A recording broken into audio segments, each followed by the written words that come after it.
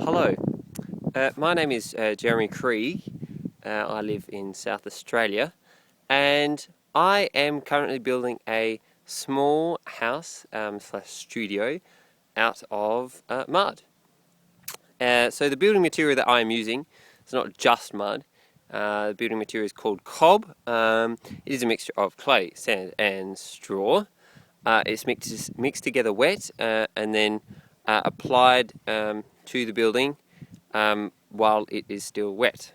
Very similar mixture to clay bricks, which there are a few adobe mud brick houses around this area, but basically rather than forming bricks, you just form balls and then put the balls onto the wall wet, and then this way you can intertwine the balls with the rest of the material on the structure, creating a monolithic structure. So there's no individual building sort of units because it's all intertwined together.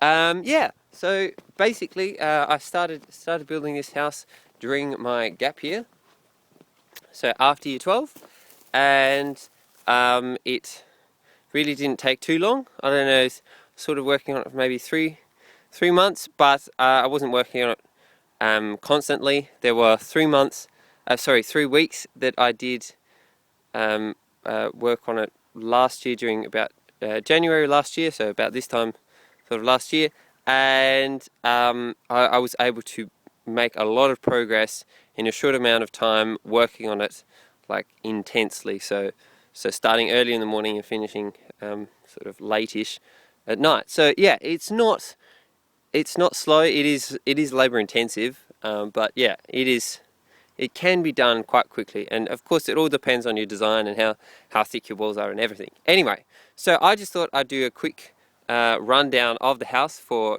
YouTube and the people who can't see my Facebook posts. Yes, basically, yeah, this is it. So it's 3 meters by 5 meters on its footprint dimensions, and this is to satisfy the requirement so that I can build under the sundry minor operations of Schedule 3 in the South Australian Building Regulations.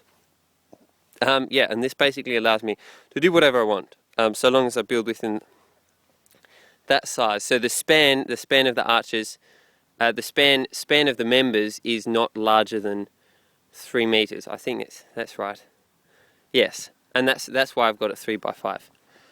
Anyway, so yeah, so it's a bit annoying. I'm just filming on an iPhone, so it would be better with like a wide angle lens so you can sort of see more, but hopefully you still get the picture. So yeah, you can see I've done this weird thing where I've got these arches coming out from the wall. It's not normally done. There's a lot of things that I haven't seen on any other Cobb buildings on the internet. But yeah, basically, yeah, I've got these arches sort of coming out off the walls. You can see they sort of go around the whole thing. And basically they'll come out a bit further. They'll all come out a bit further. This one will just come out slightly more, and then this one around here will also come out just slightly more. But yeah, basically they'll come out that far, and they will support the roof or the eaves of the roof. Yeah, and so I'm gonna have timber spanning these arches here. Well, they're not arches. What are they? Eave supports. I'll call them eave supports.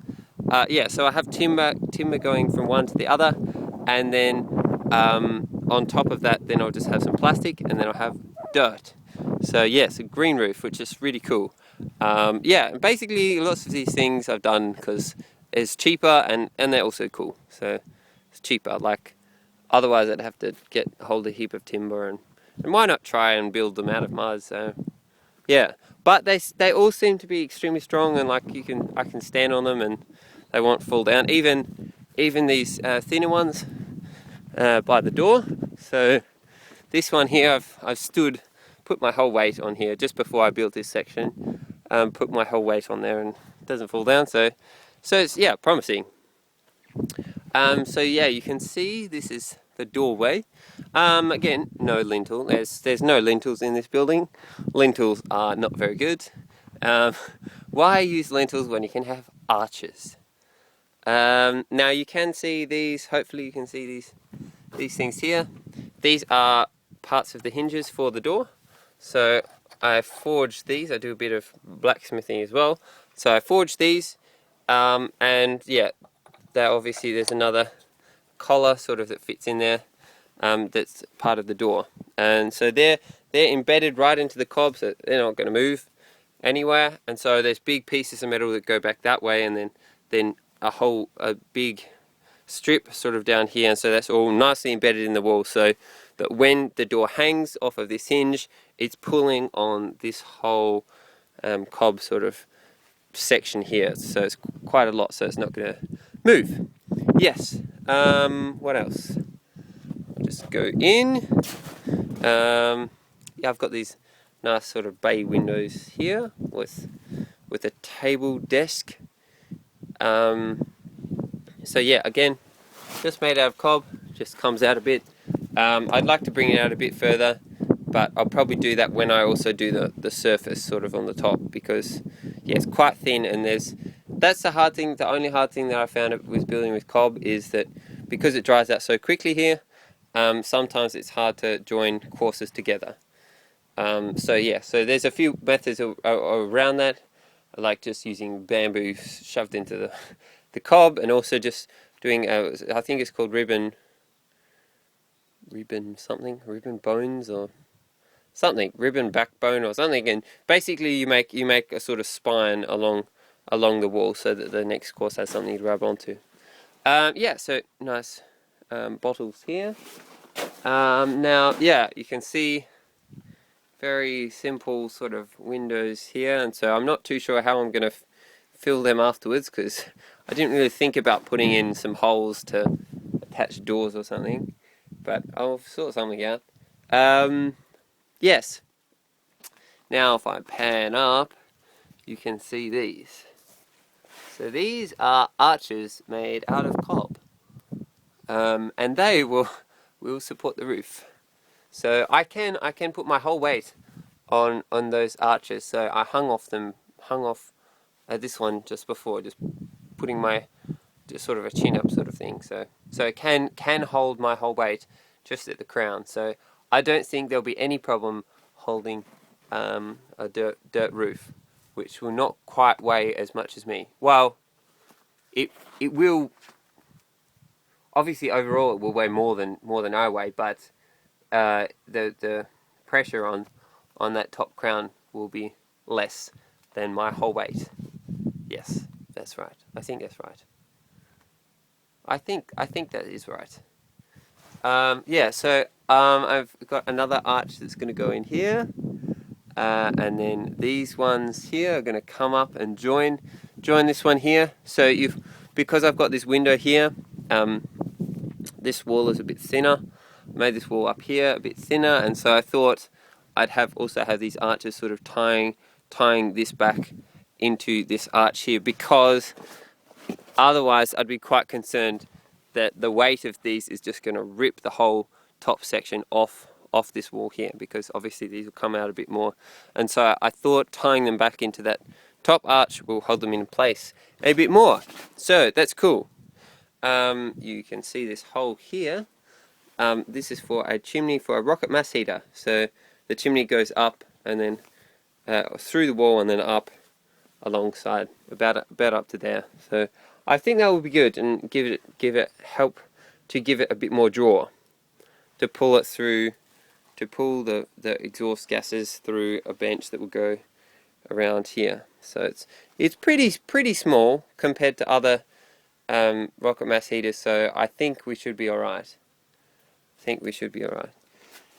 Now, under here,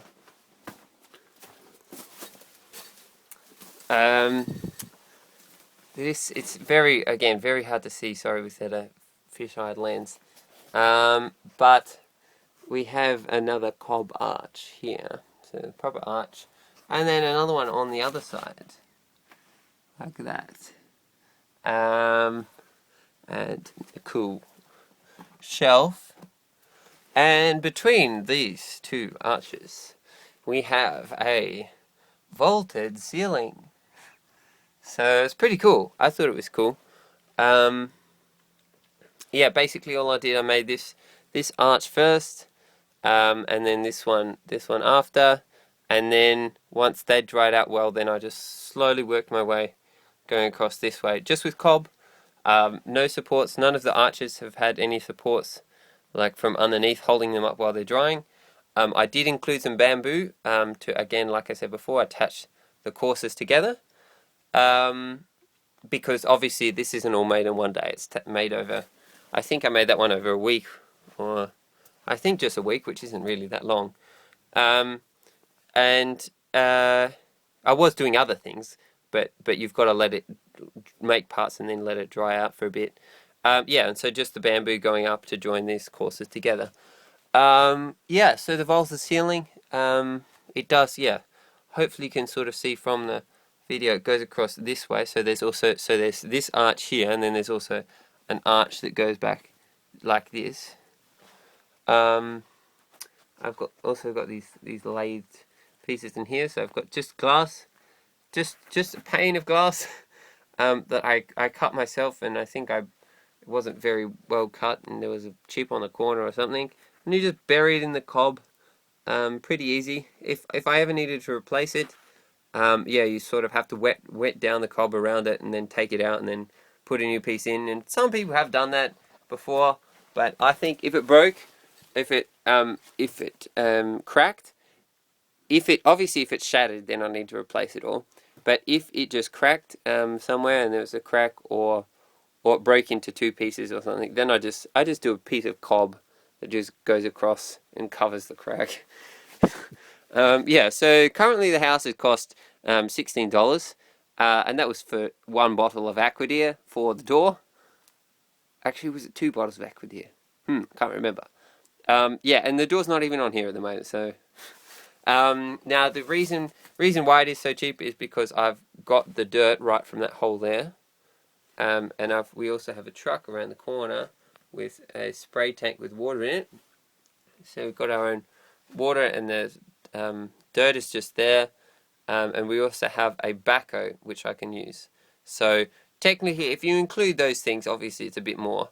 But I use the backhoe. I use the backhoe about once a week, maybe for 2 hours or something, just to mix the batch of Cobb for that week, and then the rest I just do by hand, by myself, with a wheelbarrow.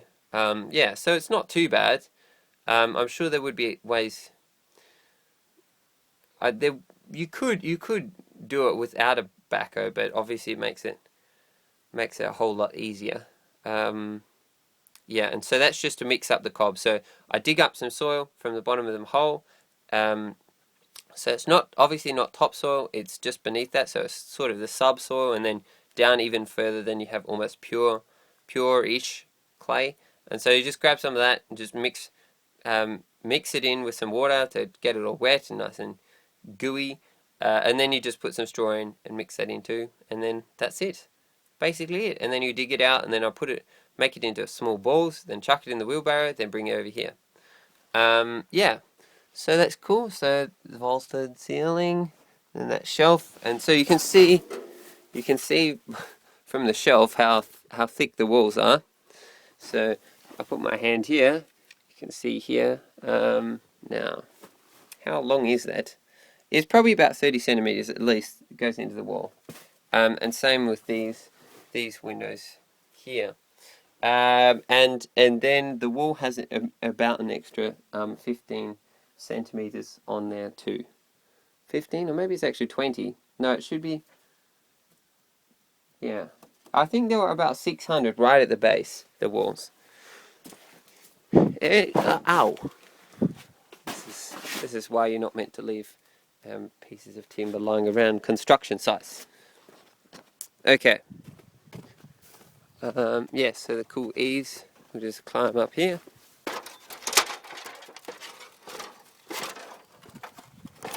So this is the top area above the vaulted ceiling. And you can see I can walk on it and I can jump. And obviously you can hear the vibrations, they go through all of the structure, and you can hear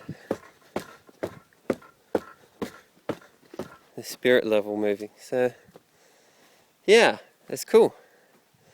Arches.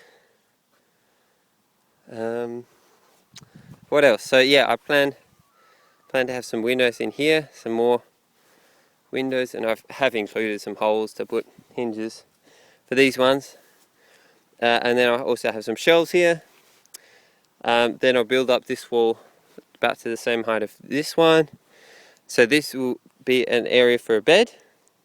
And what I want to do is have the roof above this bed area to be removable, so I can take it off and look up at the stars, which should be really cool. So the rest from here, from halfway across from this arch across that way, that will all be green roof, and then down across over the eaves. So yeah, just with the tarp, or sort of a tarp that I glued up together. So it's the blue one down there, and we got the plastic free from the silos near us, grain silos, and so I glued a few strips together, and yeah, hopefully I can use that for the tarp for this area, the waterproofing layer for this area. So I have pallet timber spanning these two arches, just like this, except pallet timber. Then over the top of this, then I'll have the plastic, and then some cardboard, and then just dirt. So yeah, very low tech. And then over this corner, I'll have the roofing over this area will either probably be made out of homemade sort of shingles from aluminium cans possibly, or I don't know. I don't really want to do anything with just corrugated iron, but yeah, something similar to that. And I'll also probably include some insulation so it doesn't get too hot. And then so that will go on here, and it'll just come in. I have different segments, and so I can lift each segment off and just put it across over here, and then it'll all be open, and then I can close it up back the same way. And then what I still have to work out though is, so I'll have these segments and they'll go across here, and I've got to work out a way that I can protect this area. So I don't know, maybe these segments will continue all the way across and have a bit of overhang this way. I'm not too sure. I haven't quite worked that one out, but that is all right. Yeah, so pretty cool. So it hasn't really taken that long.